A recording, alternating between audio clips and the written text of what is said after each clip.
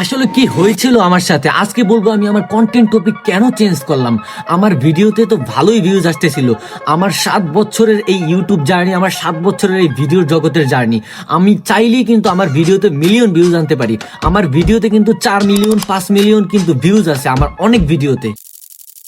ফেসবুকে কিন্তু আমার 35,000-এর একটা পেজ আছে ভাই, এবং আমার ইউটিউব, টিকটক, ইনস্টাগ্রাম সব জায়গাতে কিন্তু একটা ভালো একটা অবস্থান আছে। এবং গতকালকে কিন্তু আমার ইনস্টাগ্রামে 80,000 একটা ভিডিওতে ভিউজ পাইছে। সো আমার জন্য ভিউ আনা, আমার জন্য ফলোয়ার আনা অনেক ইজি ব্যাপার হয়ে গেছে এই অনলাইন জগৎ। আমি আমার 7 বছরের অনলাইন ক্যারিয়ার দিয়ে যা যা শিখছি এবং যেভাবে ভিডিও ভাইরাল করতে পারি সেই ট্রিকগুলো, সেরকম ইম্পর্টেন্ট একটা ভিডিও নিয়ে কিন্তু আমি আসতেছি প্রতিদিন আপনাদের সাথে।